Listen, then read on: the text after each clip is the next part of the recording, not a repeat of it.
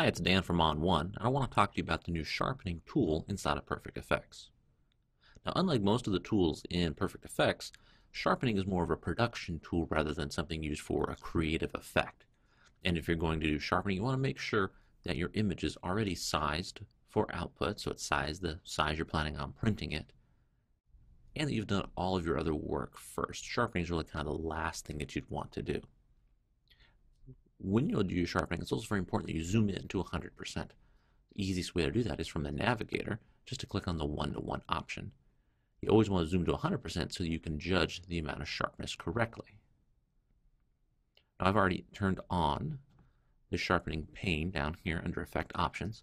And there's three different types of sharpening. There's a high pass sharpen, which is great for an image that's a little bit out of focus. It'll help to bring some of the visual sharpness back, and it focuses more on the larger edges. You can control the halo or the size of those edges to look at.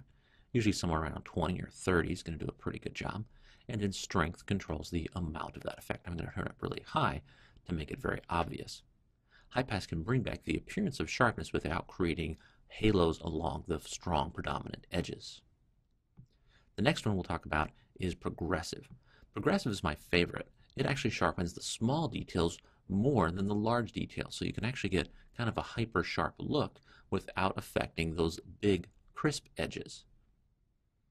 And again, all you have to adjust on this one is just the strength, the amount of global sharpening that you want to add. And the last type of sharpening is a traditional sharpening, where you can control the halo or the radius and the strength. I'm just going to go back to progressive here for a second, and we'll talk about the options underneath that. For all of the sharpening methods, you can control some protection to protect the darks or the shadow areas of the image. By default, it's set to 30, and that helps prevent you from sharpening noise in the shadows.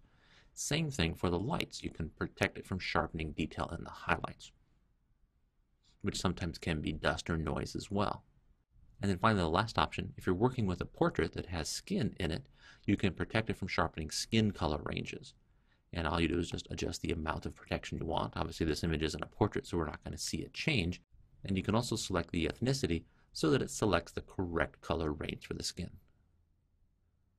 There you go. That's the new sharpening effect inside of Perfect Effects.